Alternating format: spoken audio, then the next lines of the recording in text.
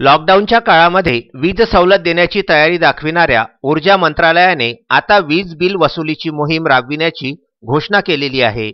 थकबाकी वसूल करण्याचे आणि थकबाकीदार ग्राहकांचा वीज पुरवठा त्वरित खंडित करण्याचे आदेश महावितरणने आपल्या सर्व क्षेत्रीय कार्यालयास दिलेले आहेत। त्या आदेशांची अंमलबजावणी सोमवारपासून महावितरण संपूर्ण जिल्ह्यामध्ये सुरू केलेली आहे। थकीत वीज बिल न भरणाऱ्या ग्राहकांचा वीज पुरवठा खंडित करण्याची मोहीम सुरू करण्यात आलेली आहे। अमरावती जिल्ह्यामध्ये सुद्धा सोमवार सकाळपासूनच थकीत वीज बिल ग्राहकांचा वीज पुरवठा खंडित करण्याची प्रक्रिया सुरू करण्यात आली होती। डिसेंबर 2020 अखेर राज्यामध्ये एकूण 63,740 कोटी रुपये थकबाकी झालेली आहे। यामुळे महावितरणची आर्थिक स्थिती हलाखीची झाली आहे। अमरावती जिल्ह्यातील थकीत वीज बिलाची परिस्थिती पाहता जिल्ह्यामध्ये एकूण 3,63,888 थकबाकीदार वीज ग्राहक आहेत। यांच्याकडून 231 कोटी 84 लक्ष रुपये थकबाकी येणे बाकी आहे।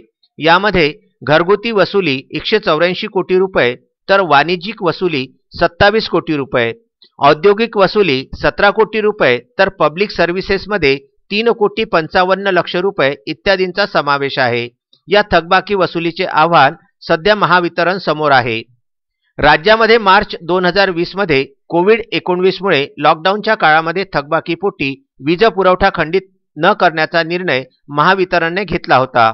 राज्याचे ऊर्जा मंत्री डॉक्टर नितीन राऊत यांनी थकबाकीदार ग्राहकांचा वीज पुरवठा डिसेंबर अखेरपर्यंत खंडित न करण्याची सूचना सुद्धा दिल्या होत्या। थकबाकीदार ग्राहकांना वीज बिल सुलभ हप्त्यांमध्ये भरण्याची सवलत महावितरणने दिलेली आहे। सोबतच थकबाकीवर विलंब आकार न लावल्याचा निर्णय महावितरणने घेतला आहे। त्यामुळे ग्राहकांनी वीज बिलाचा भरणा करून सहकार्य करावे आणि वीज पुरवठा खंडित होण्याचे टाळावे असे आवाहन अधीक्षक अभियंता दिलीप खानंदे यांनी केलेले आहे। आजपासून थकबाकीदार ग्राहकांसाठी वसुली मोहीम आम्ही चालू केली असून अमरावती जिल्ह्यामध्ये एकूण 3,63,000 थकबाकीदार ग्राहक असून त्यांची थकबाकी 231 करोड रुपये आहेत। तरी मी सन्माननीय वीज ग्राहकांना विनंती करतो की त्यांनी आपली थकबाकी वेळेत भरून डिस्कनेक्शन होऊ देऊ नये, विद्युत पुरवठा खंडित होऊ देऊ नये। तसं ग्राहक ऑनलाईन आणि ऑफलाईन दोन्हीचा पर्याय करून आपला थकबाकी भरू शकतात। महावितरणची वेबसाईट तर आहेच आणि आमचे पण कलेक्शन सेंटर आम्ही चालू आहेत। अनिकेत ठाकरे, विदर्भ न्यूज, अमरावती।